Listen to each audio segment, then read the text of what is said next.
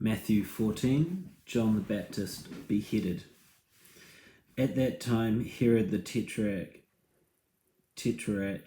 heard the reports about Jesus, and he said to his attendants, "This is John the Baptist. He has risen from the dead. That is why the miraculous powers are at work in him." Now Herod arrested John and bound him and put him in prison because of Herodias, his brother Philip's wife.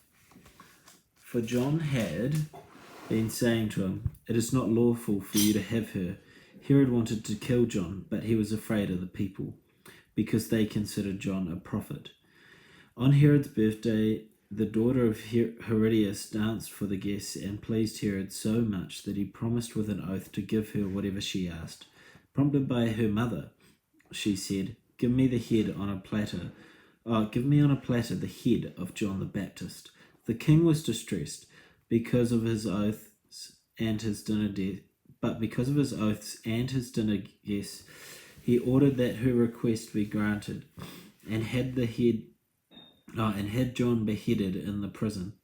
His head was brought out on a platter and given to the girl, who carried it to her mother. John's disciples came and took his body and buried it. They went and told Jesus.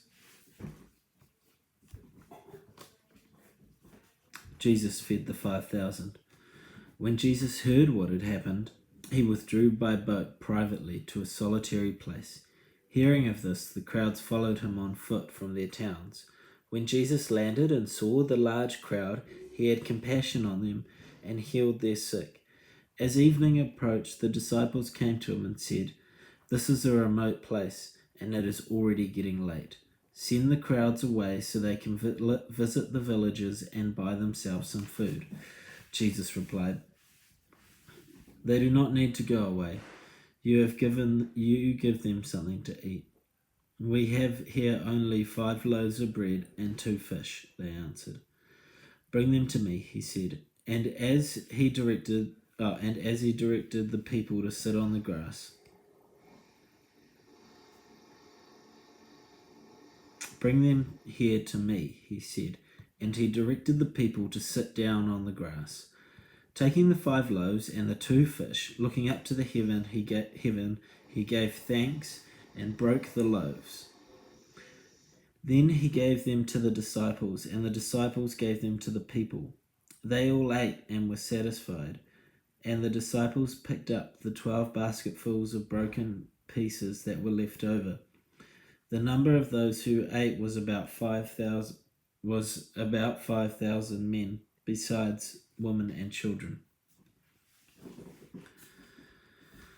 Jesus walks on water. Immediately, Jesus made the disciples get into the boat and go ahead of him to the other side, while he dismissed the crowd. After he had dismissed them, he went on a mountainside by himself to pray. Later that night, while he was alone, and the boat was already a considerable distance from the land, buffeted by the waves because the wind was against it, shortly before dawn, Jesus went out to them walking on the lake. When the disciples saw him walking on the lake, they were terrified. "It's a ghost," they said, and cried out in fear. But Jesus immediately said to them, "Take courage, it is I. Don't be afraid." "Lord, if it is you," Peter replied, "let me come to you on the water." "Come," he said. Then Peter got down out of the boat and walked on the water and came towards Jesus.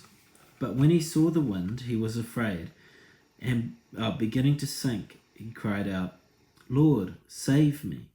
Immediately Jesus reached out his hand and caught him. "You have little faith," he said. "Why do you doubt?" And when he climbed into the boat, the wind died down, and those who were in the boat worshipped him, saying, "Truly you are the Son of God." When they had crossed over, they landed at Gennesaret. And when the men of that place recognized Jesus, they sent word to all the surrounding country. People brought all their sick to him and begged him to let the sick just touch the edge of his cloak, and all who touched it were healed.